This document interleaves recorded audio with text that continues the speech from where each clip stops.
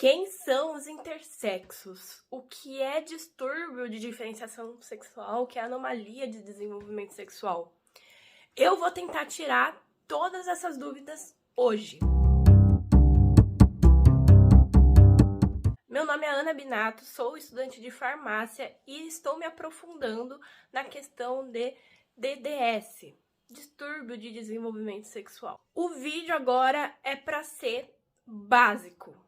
Literalmente, básico, para você conseguir entender sobre como acontece tudo isso. Então, eu vou começar com o significado das palavras e tudo mais.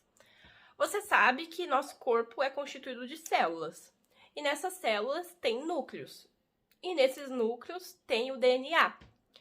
Nesse DNA contém tudo sobre nossa vida, literalmente, tudo que vai acontecer.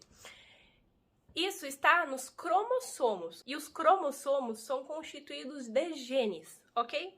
São nomes, anota aí. DNA de cromossomo que é constituído de genes. Pronto. Outra coisa que eu necessito falar, sobre a reprodução celular.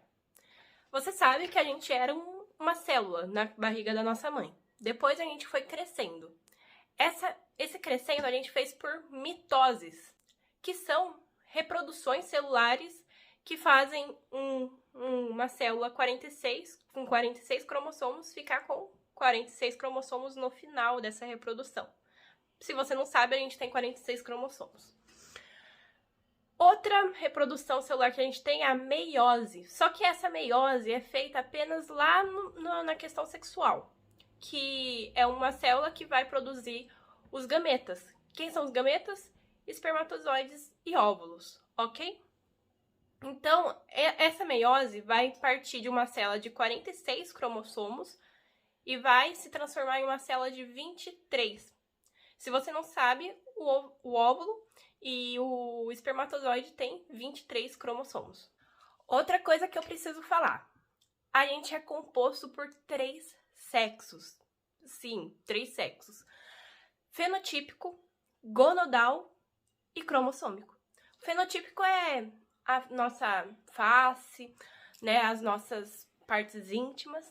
Os gonodais é testículo e ovário. E o cromossômico é o XX e o XY.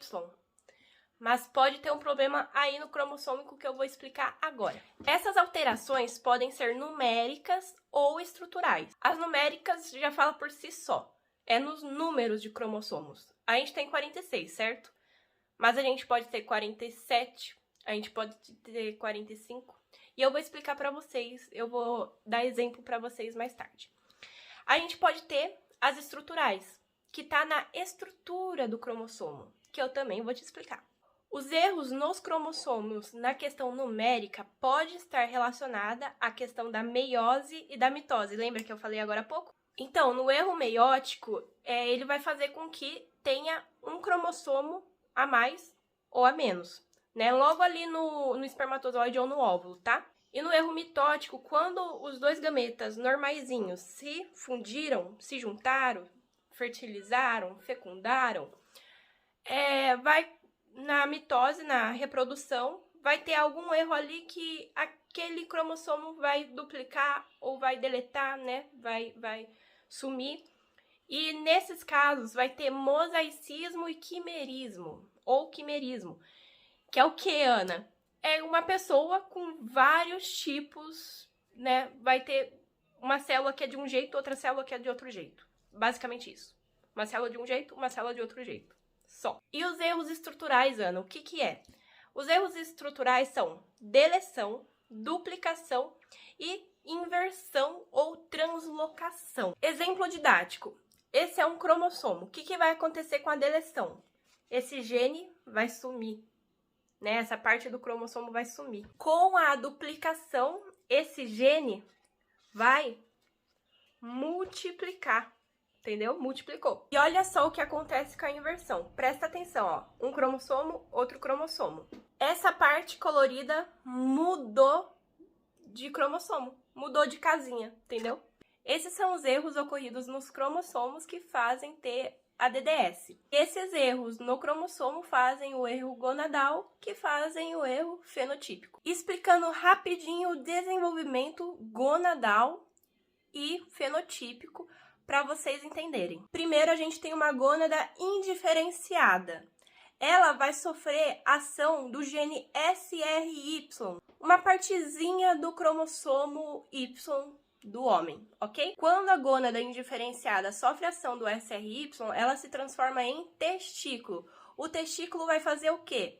Regredir o sistema feminino que existe e progredir o sistema masculino que existe no embrião. Então, se você não tiver esse gene SRY e alguns outros que formam, você não vai formar testículo nem órgão externo masculino.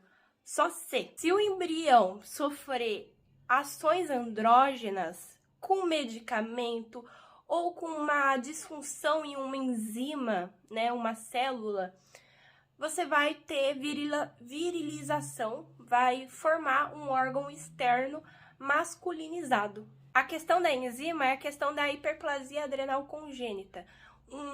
Uma doença é considerada doença que ocorre em mulheres, ok? Então, nesse desenvolvimento que eu contei, se no testículo você não tiver uma célula que regride o ducto de Miller, ele vai progredir. Aí você vai ter tanto o sistema masculino quanto feminino. Você vai poder brincar com esse desenvolvimento, com os cromossômicos de tanta forma que existe mais de 48 tipos de DDS. Gente, eu jurei que 10 minutos ia ser suficiente para falar, mas não vai. Mas então, para finalizar, eu vou falar aqui alguns tipos. A gente tem o DDS ovo-testicular, que é conhecido como hermafrodita verdadeiro.